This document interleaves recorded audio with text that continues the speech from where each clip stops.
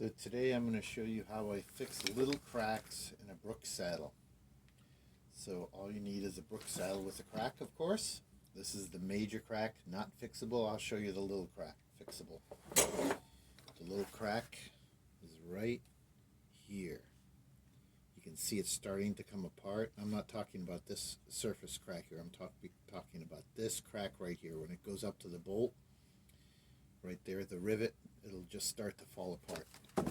So you need a cleaner to help clean off the residue from proofide and things, mineral spirits, a 2-part epoxy, a stiff brush, dip it in the mineral spirits and clean off your saddle.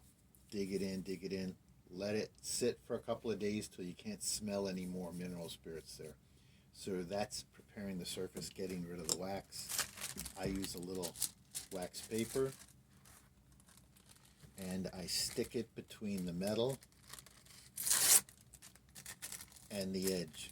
So this epoxy is going to stick to the leather. I don't want it to stick to the metal because that metal needs to go forward.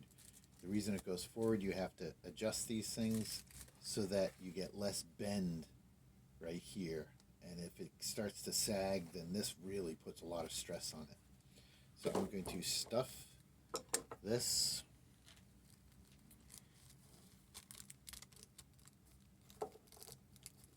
wax paper right between the leather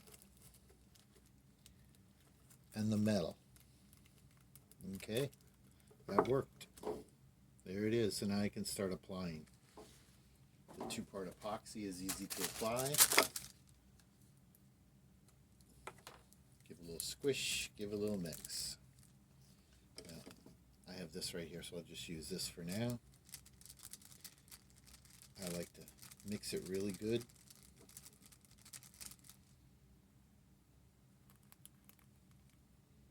And then you dribble it and squish it in there. Try to keep it off the outside of the saddle. You can always cut it off. It's okay to leave a little bit of a glob. I'm pushing it in there a little bit. I'm reinforcing is what's going on. I want to make sure that plastic doesn't come out. That wax paper, I mean. So there it is. I'm pushing the epoxy in. This is a pretty easy fix. I did it on my 1963 saddle, Wrights, and it's been holding up for a few rides now. So I wanted to share this one because I wanted to get this one done. I'll report back later how well the Wright's holding up. But I think it's working out okay.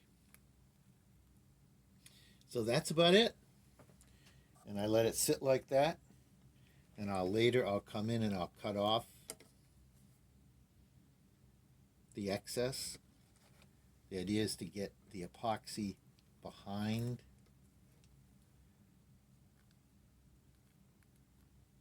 this location right here, and it becomes a point of just wasting your time, but I keep pushing a little bit more in there.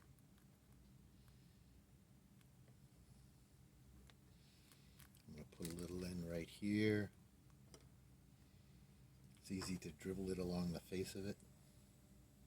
There we go. So I'm going to use these saddles. This was a saddle that I had already done this restoration right here. I glued it right along here. This metal tab was starting to come loose. You can see it's nice and sturdy now. It had started to hang down. So I glued it, and then I took a little marker and I made it more black or brown. I had a black marker. You can see the epoxy hiding in there, but when you're sitting on it, you don't see it.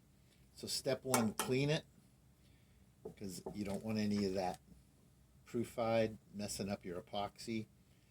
And then use the wax paper to keep the leather from sticking to the metal, because that metal needs to go in and out to help protect the end, push it, stop it from sagging. So there it is, and to help prevent that little crack right there, keep proofide on your seats every so often. This is an old seat I bought for $20. And keep that point it up so that you don't have too much sag, because when you got sag, this tends to crack right there. All right, take care.